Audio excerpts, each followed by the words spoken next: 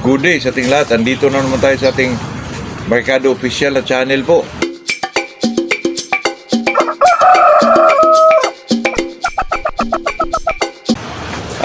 Bago tayo mag-umpisa mga kaibigan sa ating pag-usapan, ay shoutout muna tayo kay Larry Paulino, Ryan Di Bildo Gistiban, ano ba to? From Victoria, Canada, Jerry Bawiga, Talisay City, Dulpe Tagmaya, Panabo, Davao siguro to, Albert Mohado, Cebu, Gilbert Lopez.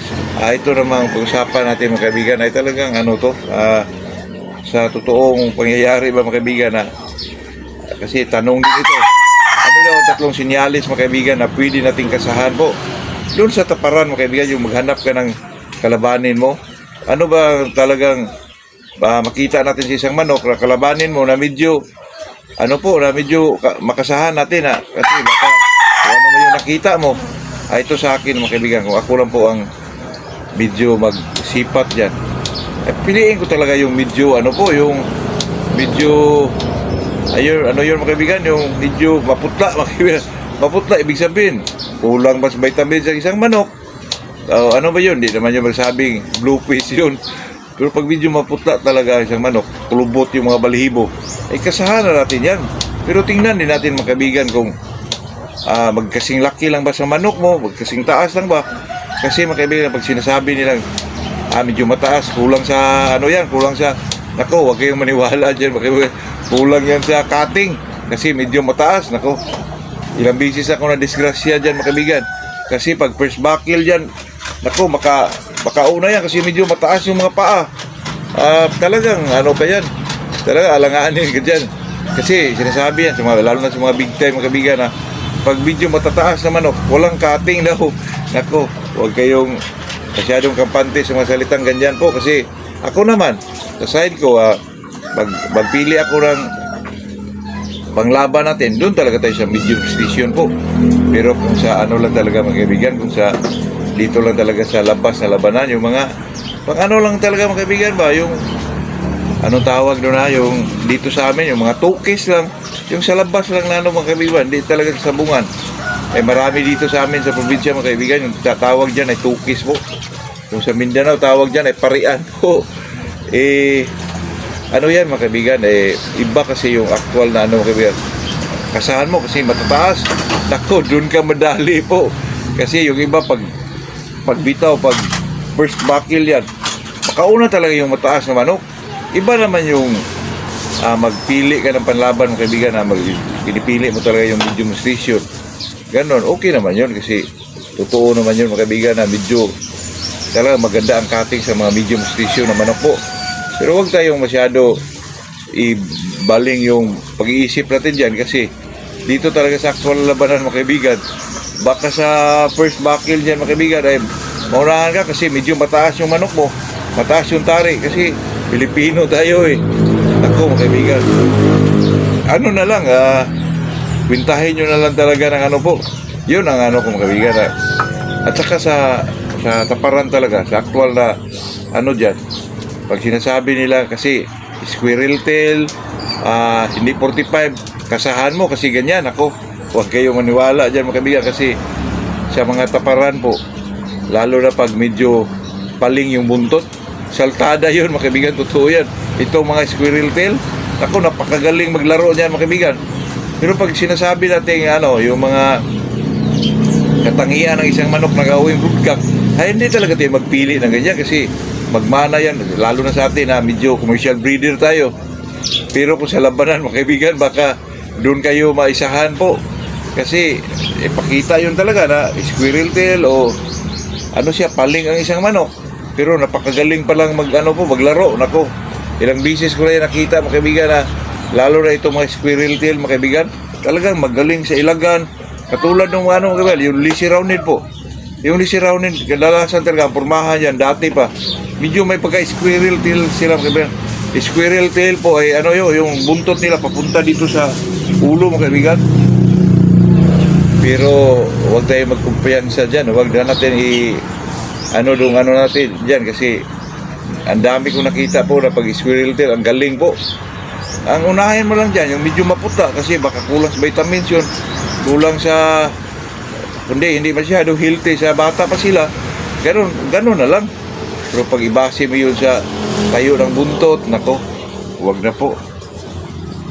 Ang dami ko nakita dyan, mga kaibigan, na hindi formado pero napakagaling po. Totoo yan, baka doon tayo masyat, mga kaibigan. Tawag sa amin dyan pag matalo ka talagang shot, ganun. Alam nyo na, ito kasi reality, mga kaibigan. Hindi mo yan mabase sa mga sabi-sabi lang. Lalo na pag ikaw ay talaga maglaban ka sa mga medyo gilid-gilid lang, doon mo malaman, mga kaibigan, pati yung mga salita ng tao na nakapalibot sa iyo. Nako, huwag kang padadala doon kasi ang iba doon, sige, okay na yan. Lalo na dito sa probinsya po, nako, talagang doon ka maano, mga kaibigan, doon tayo medyo matatalo po. Kaya sa atin dyan, mga kaibigan, ang tingnan na natin dyan, yung medyo hindi po masyado, yung hindi masyado malinis yung mga paa, baka isa din yun, pero hindi pa rin natin masigurado, mga kaibigan. Yung iba, talagang sinasadya nilang ganun. Ang iba nga dati, mga kaibigan, yung medyo tagok ang tawag dyan sa ilagay dito sa mukha para sabihin nagtutukaan, ikasahan ka, pero napakagaling pala. Nako, ang daming mga dyan dito, mga kaibigan. Kaya sa totoong labanan talaga, ang anuhan mo, yung medyo nakalamang ka talaga sa laki, o hindi naman sa kalamang sa sa height, kasi ang height naman, mga kaibigan, kung sa manok lang, mas maganda ang medium ratio Pero hindi pala natin yan na talagang 100% na matalo na talaga kasi medyo matataas. Pero sa mga natin dyan, mga kaibigan, ang pagbasihan talaga natin yung medyo maputla yung manok mo, medyo at saka isa din to, mga kaibigan, na alamin mo kung sino may-ari po. Kasi sa probinsya naman, mga kaibigan, malalaman naman natin yung kung sino yung may-ari. Kasi pag may pira, talagang lamang yun. Ang manok may bloodline at saka pinapakain. Alam din kung ano yung mga pinapakain nila, di ba? Kung sa medyo katulad natin na medyo pobreng magmamanok lang, pinainom lang ng inirbon, pero di nila alam, machine gun din pala, di ba? Kaya yun ang ating anuhan, mga kaibigan, yung medyo maputla ang manok, medyo kulubot yung mga balahibo nila, dry ba, mga kaibigan? Tarang kulang siguro sa diin ang palo niyan. At saka makikita mo naman yan kung marunong ko talaga yung klase ng manok. Pero hindi pa rin natin yan masabi po, kahit Bisayain yan o Tagalogin yan, pero napakagaling sa laban. Ako, napakatalas ng tari po. Kaya depende na lang sa ating obserbasyon, mga kaibigan. Pero ang tatlong bagay talaga, mga kaibigan, itong medyo maputla, kulubot yung mga balahibo ng isang manok, at saka liksi, makikita nyo yung liksi, mga kaibigan, yung mukha, yung liksi ng medyo pagmumukha ng isang manok. Yung kung ikaw talaga, mga kaibigan, isang magmamanok po, makita mo yan sa liksi po. Lalo na ang manok, mga kaibigan, na masyadong malikot yung galaw ng ulo. Naku, wag yun, mga kaibigan, baka naka-inirbon yun, inirbon B12 yun, yung palaging ganon, pag ikahig, napaka bilis silang magkahig, mga kaibigan. Huwag natin yung anuhin po, magpili tayo yung medyo malambya yung mga kilos ba, mga kaibigan. Yun ang kasahan natin po. Pero kahit gaano ka mga kaibigan, gaano ka kagaling sipat ng ilalaban sa iyong manok, hindi mo pa rin yung sigurado po. Pero sa yung mga tinatawag natin tatlong sinyalis, mga kaibigan, mayroon ka ng mayroon ka ng mga 80% o 60% ba na medyo lamang ang manok mo. Kailangan mo talagang pag-isipan yan, mga kaibigan, kasi kung sa akin, mga kaibigan, may inilaan talaga tayong tagapagtapad po sa manok natin. Saka tayo sa iba, medyo may-ari, doon tayo sa taas para makita natin talaga yung laki na isang manok po. Iba kasi yung sa diinan ka magtingin, mga kaibigan, at saka sa taas, tingnan mo yung nakalaban mo. Parang diferensya po. Makita mo pong diferensya sa manok, mga kaibigan, sa lapad ng likuran. Kasi ako talaga, mga kaibigan, magbase talaga ako sa laki po. Kasi yung malaki, mga kaibigan, medyo malalakas yun sa banggaan sa taas. Ay talagang mahagis yung medyo kulang sa laki po. Kasi yung malalaking manok, malalakas yun Yun lang ang isa sa ilagay mo sa natin, mga kaibigan, na medyo parang second guard ka lang, mga kaibigan ba? Yung second, pangalawang ka lang, mga kaibigan, yung sa tagatapad mo talaga. tingnan mo rin kasi may mga tagatapad mga kaibigan kasi alam nila pag nag-uuna sila, oo na rin yung amo nila.